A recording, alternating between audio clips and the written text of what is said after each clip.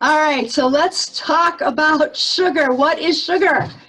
Sugar is a carbohydrate, and carbohydrates include things like fruits, vegetables, dairy products like milk, yogurt.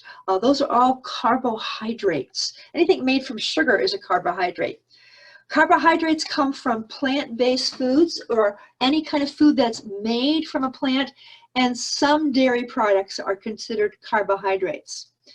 Carbohydrates are found in fruits, a few vegetables, milk, yogurt, beans, grains, and sweets. So what do carbohydrates do? When you eat a carbohydrate, so let's say you eat an Oreo cookie, you digest it, and your digestive system breaks down that cookie into sugar, or we call it glucose. Glucose then enters into your bloodstream, and glucose is what provides you energy for your daily activities. We all need carbohydrates on a consistent basis, particularly our brain. The food of the brain, what makes the brain work, is glucose. That's the primary energy source of the brain. So we need to eat carbohydrates to provide our brain energy. And in fact, carbohydrates provide food for every single cell in your body. There are three types of carbohydrates.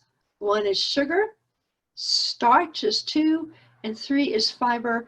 And today we're going to talk about sugar. Last time we met, we talked about fiber. So here's sugar in its natural state, growing in a sugarcane plant. Sugar is considered a simple carbohydrate, and it's considered simple because when you eat sugar, it's digested very quickly. Sugar is in almost all foods. Sugar that's found naturally in grapes or an orange or a pear, we're not real concerned about that. What we're concerned about is the sugar that's added to food. So sugar that occurs naturally in an apple is healthy to eat.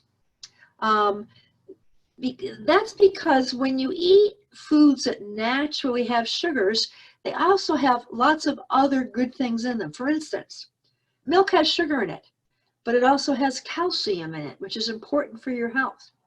Fruit has sugar in it, but it also has vitamin C and fiber. Let's talk a little bit more about what carbohydrates do. So carbohydrates provide energy for the body. As I mentioned earlier, when you eat a carbohydrate and you digest it, it's turned into a substance called glucose or blood sugar.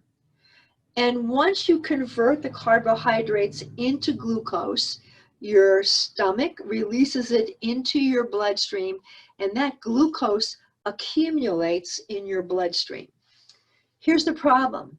You don't want to have too much or too little glucose in your bloodstream at one time. And here you can see, this is a picture of an artery, and you can see that the red blood cells, the little white dots, that's glucose. That's sugar in the bloodstream. When glucose in the blood is too high, you have too much sugar in the blood, your body secretes a hormone, insulin. Insulin has one purpose: to remove excessive glucose or sugar from the blood. So you eat a Dunkin' Donut, or you have a piece of pizza, and you are digesting it, you convert it into sugar. Your sugar in your blood level gets high, your body releases insulin. What does insulin do? Insulin takes that extra sugar in your blood to one of three places: your working muscle cells, your liver, or your fat cells. So you can imagine these three places in your body like big, huge storage rooms. Where is the excess sugar stored? The liver and the working muscles are storage rooms that only have one door. They can receive sugar from your blood at a kind of slow and steady pace. So this is not a problem when the sugar in your blood is in a normal range. So if it's in a normal range, your liver and your muscles will store the extra sugar. However, if your blood sugar gets really high, insulin is trying to jam all that sugar in the muscle cells or jam it into the liver, and there's no more space. They only have one door. So consequently, your body's forced to skip the liver, skip the muscles, and move on to the third option, your fat cells. And guess what? Your fat cells have lots of room. Your fat cells can store all of the extra sugar or glucose that's in your blood. And in this slide, you can see a picture. This is a cell. You can see the nucleus of the cell, the purple part. And then you can see that yellow part. That's all the sugar that was in your blood that your body doesn't need, and it stores it as fat. So if you understand that your muscle and your liver can only store a small amount of glucose, you can make this information work for you, because not all carbohydrates are converted to glucose at the same speed. What you want to do is to try to eat carbohydrates that are converted to glucose slowly, and that way your liver and your muscles can accommodate them. Carbohydrates that turn to glucose too quickly are automatically converted to fat. And I thought this was kind of an interesting picture. You can see what 5 pounds of fat looks like. It's kind of big and fluffy as compared to 5 pounds of muscle.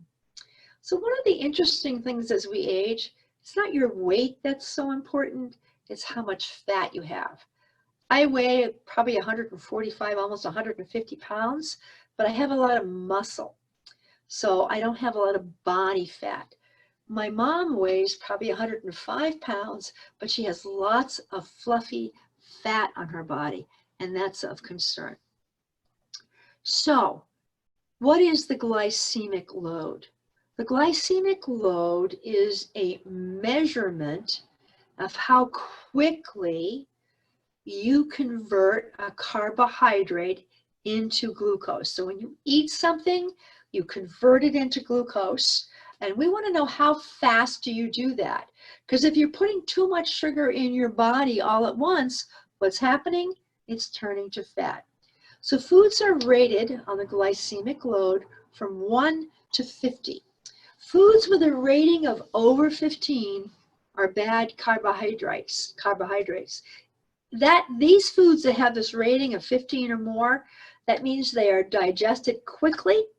They're dumping a lot of sugar into your blood.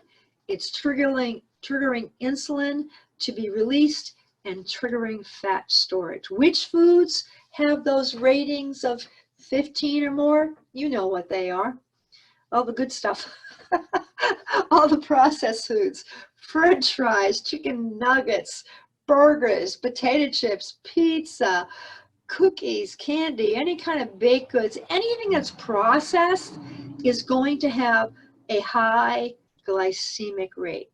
So bad carbohydrates come in the form of refined foods and processed grains.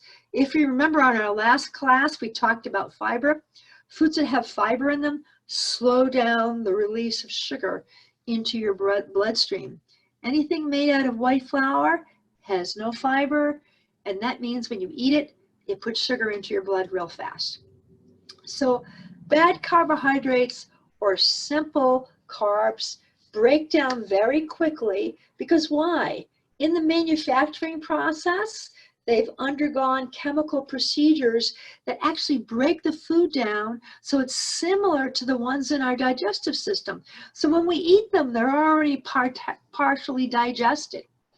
And these are the kinds of foods we're talking about that have a high rating on the glycemic index of 15 or more. So bad or simple carbohydrates are found in packaged foods, white bread, pasta, crackers, baked foods, and any foods that are made with white flour and have no fiber.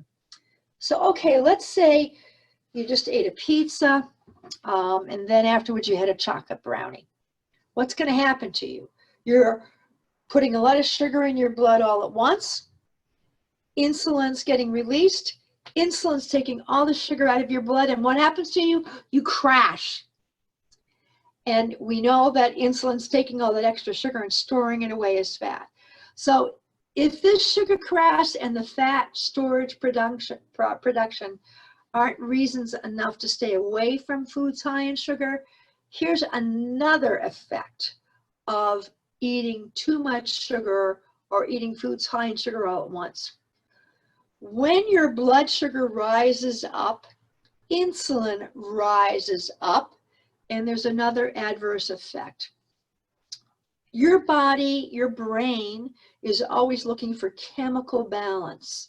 When it notices that insulin's gone high, it causes an increase in an amino acid, which is called tryptophan. Tryptophan's in turkey. A lot of people think it makes them feel sleepy at Thanksgiving. Tryptophan has a very special quality. So sugar rises, insulin rises, tryptophan rises, and tryptophan has a special quality. It can cross your blood-brain barrier. All around your brain are this tight network of cells. They form a barrier which stops chemicals getting into your brain. But when tryptophan gets really high, it crosses the blood-brain barrier, gets into the brain, and it triggers release of the pleasure hormone, serotonin. So you eat foods high in sugar, your sugar gets high, insulin gets high, tryptophan gets high, you release serotonin. Serotonin is a hormone that makes you feel good. So once you feel this pleasure effect of serotonin from eating an unhealthy processed food, what happens? You want to eat it again, and the food becomes addictive. That is why it is really hard when you open a chocolate bar or some cookies or something to only eat one. It's addictive. And it has the same impact on the brain that heroin has. When you take heroin, it releases the hormone, serotonin. People feel good, they want more. Sugar does the same thing at a slightly lower level.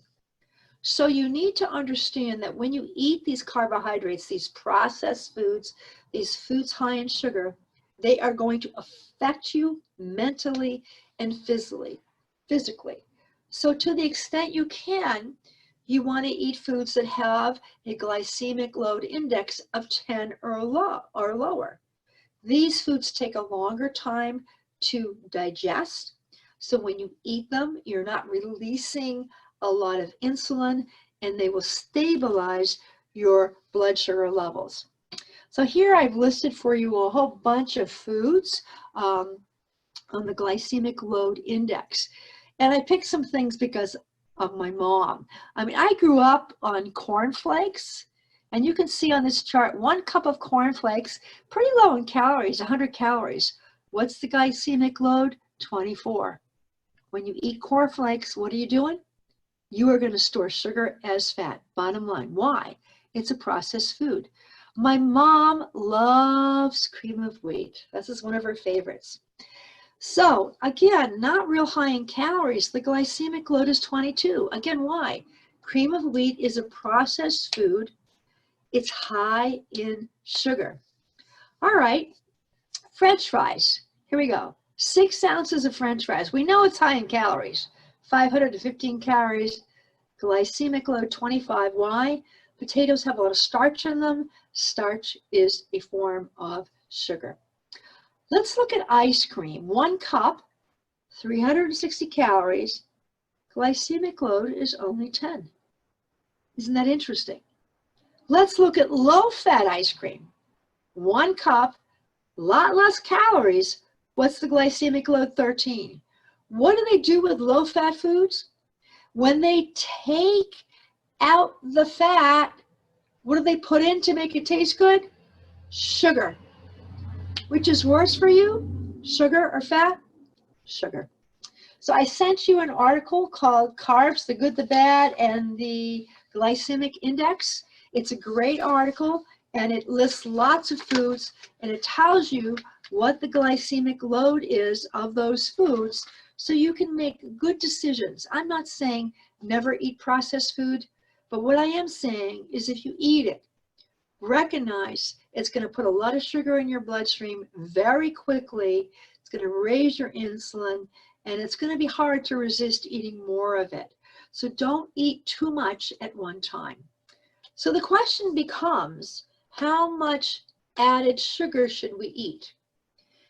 The American Heart Association says women should have no more than 6 teaspoons of added sugar a day. Men no more than 9, but definitely none of us no more than 10. The average American consumes about 20 added teaspoons of sugar every day. Not only are we adding lots of calories, has lots of negative health benefits. Humans are consuming an average of 46% more sugar per person every day than they were just 30 years ago. Let's talk about what these added sugars are and why it's so hard to resist them. Added sugar is different, as I mentioned before, from natural sugars. The majority of sugars in a typical diet are sugars that are added during the food processing process, when they manufacture it, when it's prepared, or we add it at the table. Why, if we know that all this extra sugar is not good for us, why do manufacturers add it? Added sugars sweeten the flavor of food and beverages, and they just make them more fun to eat.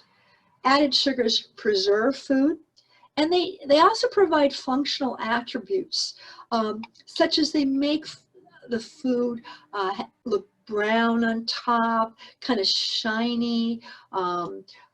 They just make food look good.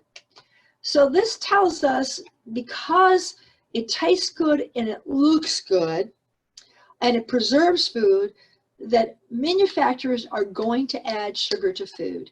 And they add it in all kinds of forms: high fructose corn syrup, white sugar, brown sugar, corn syrup, raw sugar, malt syrup, honey, molasses, all of those things. They're all sugars, and all of them, our body responds the same way. So when we add calories that don't give you anything healthy, we call them empty calories. So soft drinks, candy, cake, they're all foods. They have calories in them. What they have in common is lots of sugar, and there is no nutrient value to that. You know that too much added sugar causes us to gain weight. It causes high blood sugar levels, and it just gives us lots of empty calories and not good nutrients. Take a little break here, and maybe Sarah's going to want to join me. What's the break? I have some plain Greek yogurt. I bought Chobani, but Hannaford's brand is perfectly fine. And then what I did is I took some frozen blueberries, frozen strawberries, and I put them in a pot on my stove, put a little bit of lemon juice in it, and then I put some artificial sweetener in it, and I made a sauce. And I just took a good scoop of plain Greek yogurt, high in protein, low in calories, no sugar, and I put the berry sauce on top, which was delicious. And now I have a really healthy, sweet tasting snack with lots of protein. So that's a good, healthy snack to enjoy. I'd recommend it highly, especially for dessert. It's a nice thing to have for dessert. You should have received a handout, and it was called plain flavored milk. I don't know if you downloaded it or not, but I wanted to do a little bit of a comparison of regular low-fat plain milk with low-fat chocolate milk. And milk has sugar in it. Most dairy products have sugar in it. But if you looked at the label, and I should have put it in here, and I didn't. Ah, shoot. I didn't do that. Okay, sorry about that. All right, let me go back. How do I go back? Okay, milk naturally has sugar in it, but if you looked at the label I sent you, and next time I do this, I'll make sure I include it in my Zoom presentation. Normally, I'm meeting with people, I'm passing this out, but plain milk has in it about 11 grams of sugar. And if you look at chocolate milk has 27 grams of sugar. So in order to make the chocolate milk taste good, they added a lot more sugar. And then if you look at the label, and if you look at the ingredients in the chocolate milk, what did they add?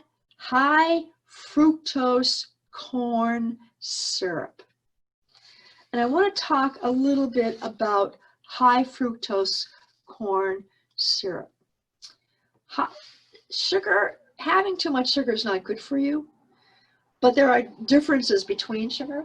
High fructose corn syrup is the worst kind of sugar you can eat.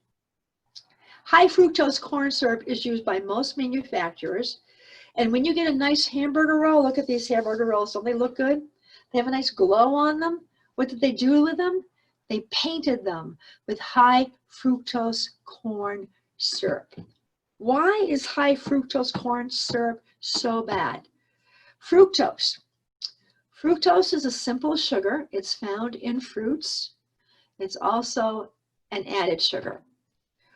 When you eat sugar in like a cookie or something like that,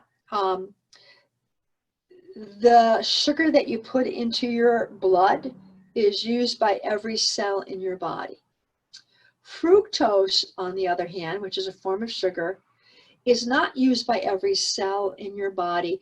It's metabolized by your liver. Because high fructose corn syrup is metabolized or processed by your liver, any sugar that your liver processes is converted to fat and triglycerides. And these fatty materials, when they're put in the blood, raise your risk of heart disease, high blood pressure, and diabetes. So, high fructose corn syrup is a form of sugar. It's processed by the liver. Any sugar processed by the liver is converted to fat and triglycerides.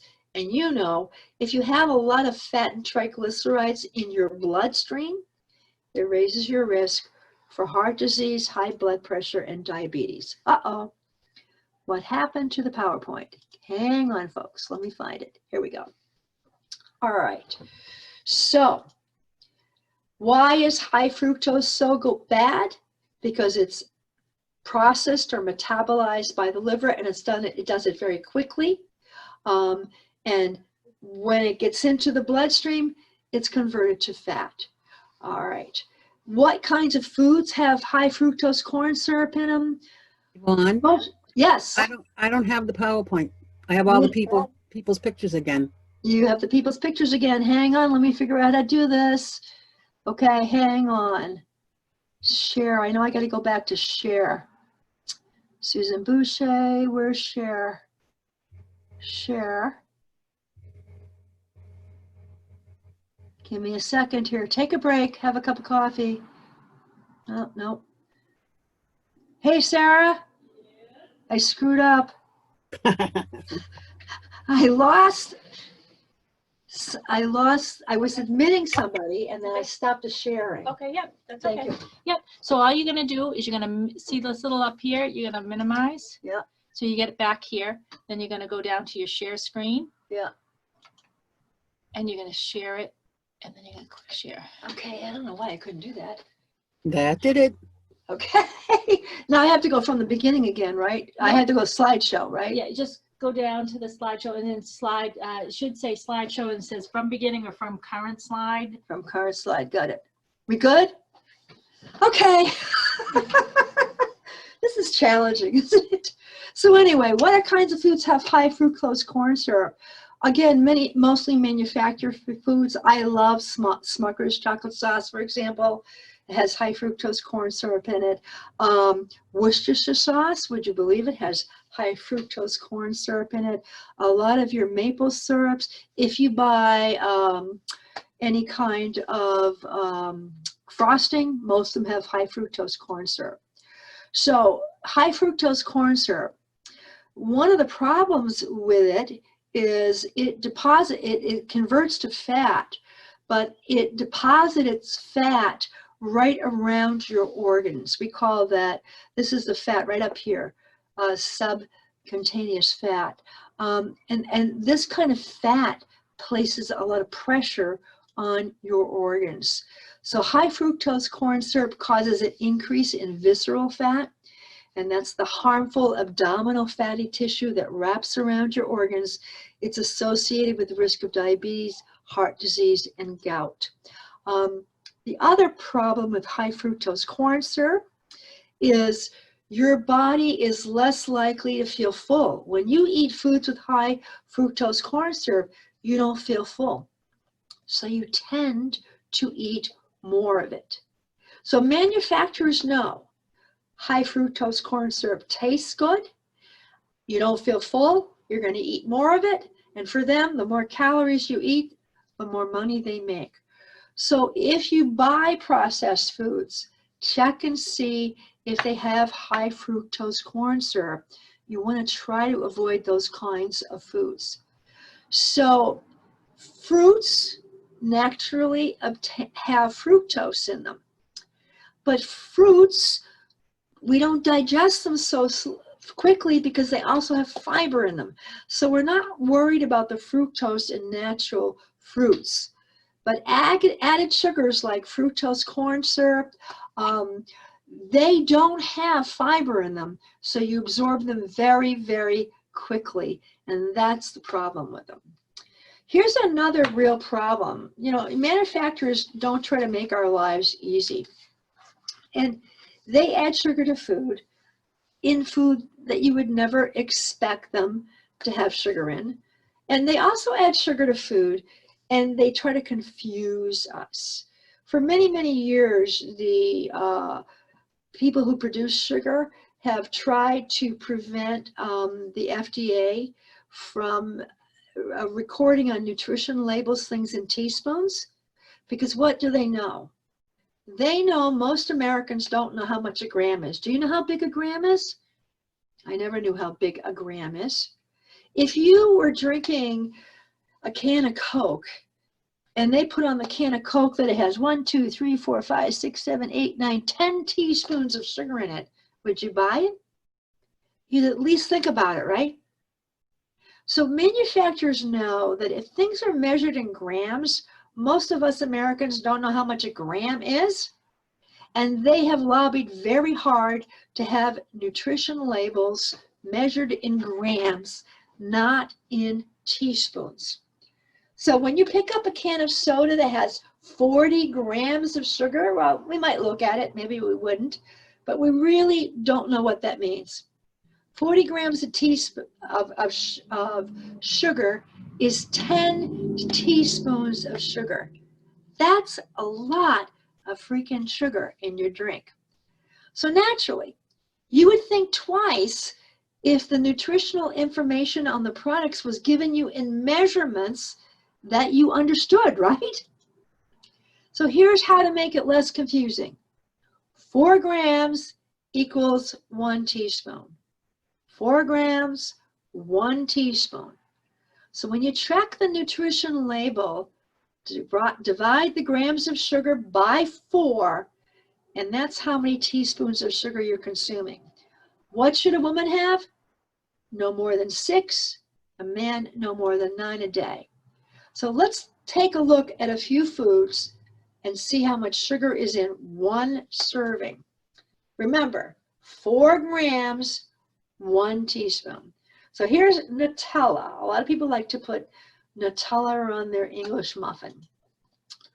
1 serving of Nutella is 2 tablespoons, which is about how much you'd put on a piece of bread. It has 18 grams of sugar in it. Take 18, divide by 4, you're getting 4.5 teaspoons of sugar on your English muffin if you have some Nutella.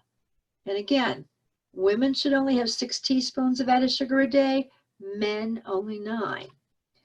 Heinz vegetarian beans. My mom loves these beans. I don't exactly know why, but she loves them. How much sugar is in them? Okay, 1 serving of Heinz canned beans, which is half a cup, which is not very much, 14 grams of sugar, which is 3.5 teaspoons. More than half the sugar, added sugar, a woman needs per day in just a half a cup. Okay, how much sugar is 1 Hostess cupcake? And most of us could eat 2, right? I know I could. 1 small Hostess cupcake has 21 grams of sugar, over 4 teaspoons. So you have that Hostess cupcake, ladies, you only have 2 more teaspoons of added sugar per day. How about Kashi-Goleen cereal? How much sugar is in that? A serving of Kashi-Goleen cereal is about 1 1/4 cups, 8 grams, 2 teaspoons of sugar.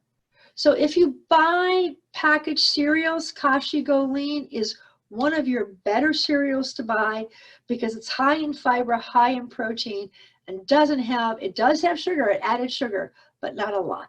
Okay. So added sugars contribute an average of 16% of the calories in our diet. The extra added sugar, where do we get it from? Soda, 29%. Sports drinks, high in sugar. Any grain-based desserts, anything made out of flour.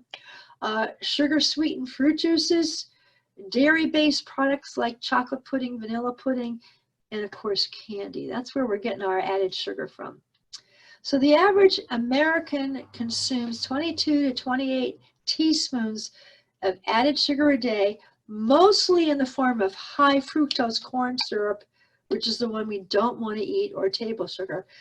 It adds lots of calories to our diet every day, and it's affecting our health.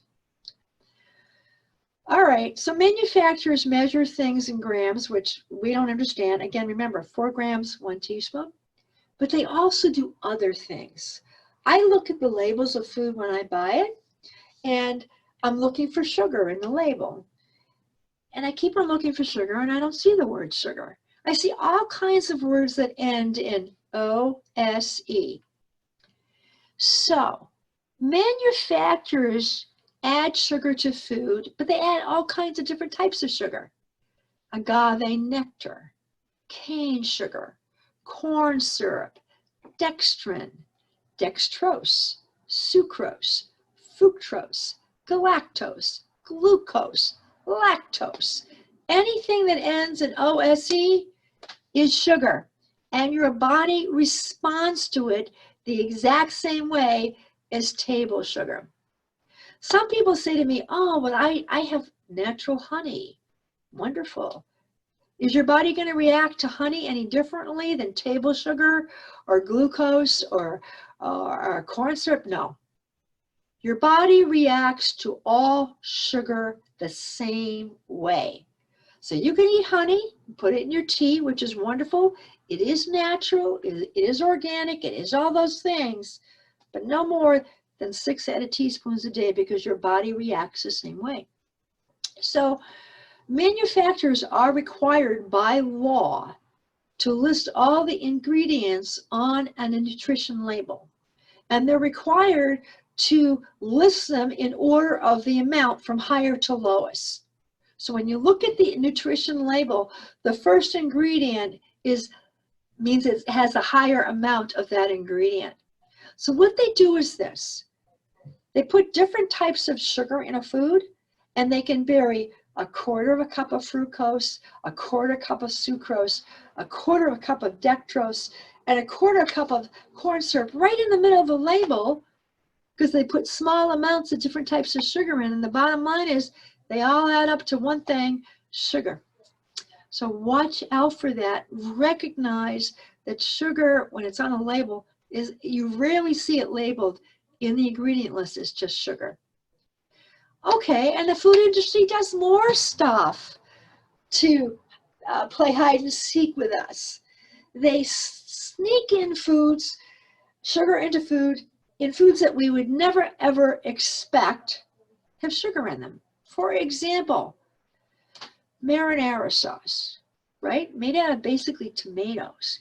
Marinara sauce. If you look at most marinara or spaghetti sauces, they have, you look at half a cup, they'll have 3 teaspoons of corn syrup in it. Now, why do you need to add sugar to marinara sauce? You can find responsible manufacturers, Classico, no, Rayo is one of them, and you can buy marinara sauce, which is a basically good for you product from a nutrition perspective with less sugar in it. Ketchup, unless you look for low sugar types, 20% sugar. They're also high in sodium. Reduced fat cookies. What do they do when they take the fat out? Put sugar in. Low fat salad dressing. Don't buy low fat salad dressing. What do? They take the good healthy olive oil out and they put sugar and salt in it. Not good.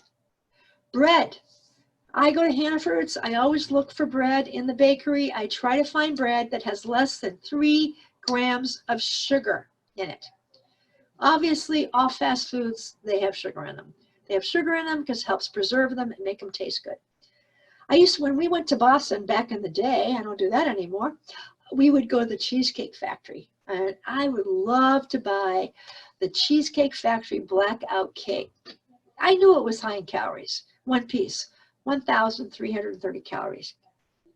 38 teaspoons of sugar in one slice of that cheesecake. All right. How about, let's look at, I used to diet, I don't do that anymore, Kellogg's Special K protein bar. I thought, oh, I'm being so good. I'm having a protein bar for a snack. Well, it is low in calories, 4 teaspoons of sugar in it. So if you're going to buy things like protein bars, read the label. Try to buy things that have less sugar in them. You all know you go to Starbucks, not a great idea. Most of your Starbucks coffees where you're adding those nice extra flavors to them. Here's Starbucks white chocolate mocha grande, 470 calories, 9 teaspoons of sugar. That's as much sugar as a man should have in a day. All right. When the mall was open, I guess the mall is open now. I used to love walking by the Cinnabon store there, right? You'd smell the beautiful smell of the cinnamon buns. 1 Cinnabon. How much sugar in it? Here's how many teaspoons of sugar in that one bun. 1, 2, 3, 4, 5, 6, 7, 8, 9, 10, 11, 12, 13, 14 teaspoons of sugar. So if you're going to buy one of those, cut it in half, put the other half in the freezer. Just have half full of sugar. And that preserves them, makes them taste good. All right, well, let's talk a little bit about artificial sweeteners, because there's still a lot of controversy about artificial sweeteners such as stevia, Splenda, Equal, Sweet and Low. The Food and Drug Administration has approved artificial sweeteners as safe for moderate consumption. Artificial sweeteners do not have any sugar in them. That means they have no carbohydrates and they have no calories. Bottom line, they provide this kind of sweet taste.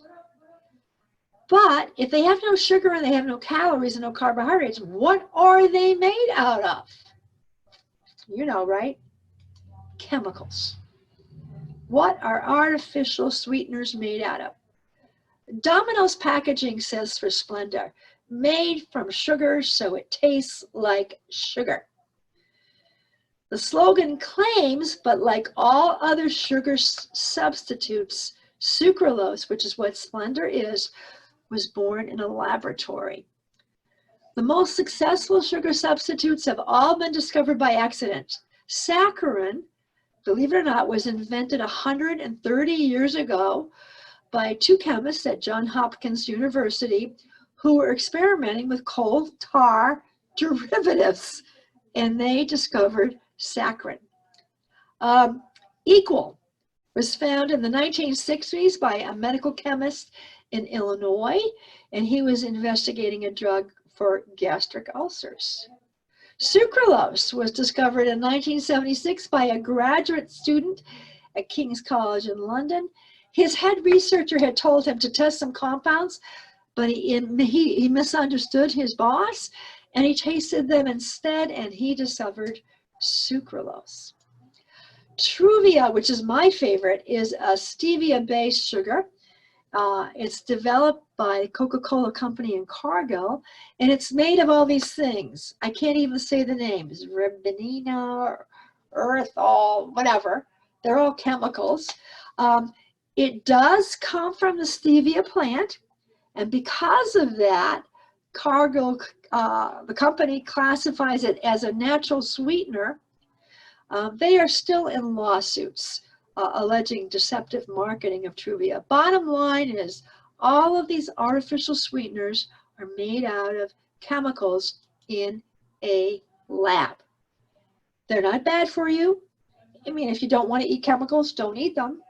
They have no calories, they have no sugar in them, and if you eat them in moderation, they're going to be okay. So what's the next snack? Oh, the next snack is, where is my snacks? I made a granola, and I sent you guys the recipe. I don't know if you've ever been to the grocery store and you buy granola. This looks like, I don't know if you guys can see this, like this. Granolas typically are very, very high in sugar. So I thought, maybe you want to make your own granola. And it's really easy to make. I made this granola with, the basic ingredient was rolled oats. I bought old-fashioned rolled oats. And I mixed the oats with a little bit of honey to taste, and a little bit of granola oil, canola oil. You can use any kind of oil you want. Mix that up, and then I put in a little bit of cinnamon and some sliced almonds. And I just took some non-stick baking spray, sprayed a cookie sheet, put that in the cookie sheet, put it in the oven, I don't know, for like 15, 20 minutes, pulled it out, and then I got some dried fruits, some craisins, whatever I had handy in my closet, mixed it all up, and I made homemade granola. Tastes delicious. If you take it and you put it in like Tupperware containers, it will last for 6 months. And yes, it has sugar in it because it has honey in it, but you get to control how much, and it's going to be significantly less than what you can get if you buy any kind of granola from the grocery store. All right, so returning back to sugar. Gaining weight is not the only negative effect of eating too much sugar. There are many other negative effects. Too much sugar. It suppresses your immune system, and that means that you're going to have lesser ability to fight bacterial infections. Too much sugar increases your risk of blood clots and stroke. Too much sugar, and you particularly see this in children, increases hyperactivity, anxiety, depression, difficulty concentrating.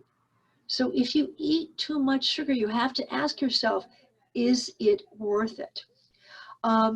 Excess sugar can lead to hypoglycemia. It's counterintuitive. Hypoglycemia is when your sugar levels get low. But what happens when you eat foods with too much sugar? You're dumping all that sugar in your bloodstream. Insulin rises up really high, and it takes it all out. And when insulin takes all that sugar out of your bloodstream, you crash. Remember, your brain needs sugar. What happens when you have hypoglycemia? You're going to get a migraine headache. You're going to get confused. So it's serious.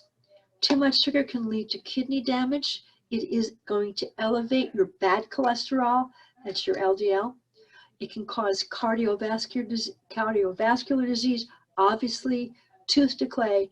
And here's something I wish I knew 30 years ago. Eating too much sugar actually speeds up the aging process. It causes your skin to wrinkle prematurely and will increase your gray hair. In any event, I sent you, and I hope you got it, an article on how to cut down on added sugars. And I am not suggesting that you don't eat added sugar. Well, actually, I'm a salt and fat addict. I love salt and fat. So sugar is not my addiction, but I do enjoy sugar. So let's talk about ways you can kind of reduce down the sugar you eat. It is not easy just to say no, right? So if some people are addicted to sugar and they get a craving, and when you get a craving, it's real hard to not eat sugar. Some folks say, oh, I'm going to detox. I was talking to Louise, a lady in Bone Builders, and she's decided to detox. If you want to detox and not eat sugar, here's the problem. It takes 3 to 4 days to get all the sugar out of your body. So you've got to last 3 to 4 days without eating sugar. Most people can't do that. If you can not eat sugar for like 4 days, then you will get rid of your addiction and you will tend to desire it less. I found very few people who can do that. So given that's difficult, what you want to try to do is make sure you're not having more than 6 added teaspoons of sugar per day if you're a woman, 9 if you're a man.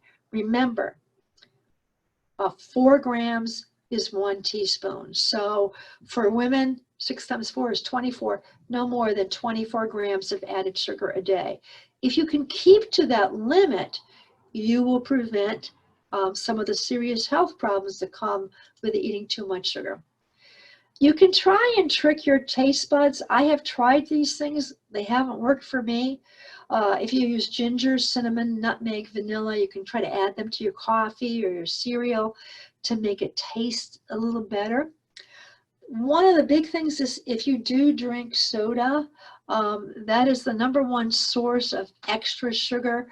Recommend go with the diet brands. And if you're going to go with the diet brands, try to drink diet brands that have sucralose in them. They're better for you. Wherever you can, if you feel like having a sweet, like some chocolate pudding or a piece of chocolate or a cookie, try to eat fruit. Nobody gets fat eating fruit. In this container of strawberries, there's only 1.5 teaspoons of sugar in it. Try, remember, if you're buying processed food, read labels. Some manufacturers are better and they are limiting the amount of sugar they're putting, added sugar they're putting in foods. Remember, 4 grams is 1 teaspoon. If you know, like I'm the kind of person that if I decide I want to eat sugar, I want an orgasmic brownie. I want something delicious, full of sugar. And so what I try to do is say, I'm going to cut down my portion. So I have a little smaller portion. Also remember this, your body does need sugar. When you exercise, what's your body using to move your muscles, to contract your muscles? Sugar. So let's say you've done a bone builders class. Now you've reduced the sugar in your bloodstream. Now you have permission to have a little sweeter food. So if you know you're going to be going out with your grandchildren and getting an ice cream sundae afterwards, try to exercise beforehand, reduce the sugar in your bloodstream, and then go out and enjoy a tiny tot ice cream sundae. All right. Sugar is sugar. That's one of the most important things. More people say to me, I have agave, and agave is natural and organic. Yes, it is. But it's no better than table sugar. So watch out for words like natural sugar in foods. Doesn't make any difference if it's natural sugar or it's made in a lab, whatever. One sugar is no more better or nutritious than another. So the biggest thing is be aware of how much sugar you're consuming. Try to read labels. Make sure you don't have more than 6 to 9 added teaspoons of sugar a day. There's a great website. It's called Sugar Stacks. And what it does, you can look up any food you want. You just go to Sugar Stacks, look up the food, and it will tell you in teaspoons how much sugar is in the food. So I looked up peanut butter and jelly sandwich because when my granddaughter comes over, she likes a peanut butter and jelly sandwich. And I thought, oh my gosh, look how much sugar is in that. There's a teaspoon in the peanut butter, there's 3.5 in the jelly, and there's 4.5 in 2 slices of bread. That's how much sugar I'm giving my granddaughter when I give her a peanut butter and jelly sandwich. So what I decided to do was, instead of the jelly, I give her a half of a sandwich and I put bananas in it. And I've cut down on the sugar and made it a little bit healthier. So you'll have to eat that donut outdoors. Nobody wants to inhale secondhand carbs. Really, really important to try to monitor the amount of sugar that you're eating. So I'm hoping this has been interesting to you. I've certainly learned a lot by teaching it. Next week, we're going to take a little bit of a change. I recently just had a back injury, and I'm getting better, and I'm stretching a lot. So next week, we're going to, at 1 o'clock, do a Zoom class on an introduction to stretching. I'm going to teach you about basic principles of stretching, how you count, different types of stretching techniques. And I'll do a few sample stretches at the end. And if you find you like that, I'm hoping that once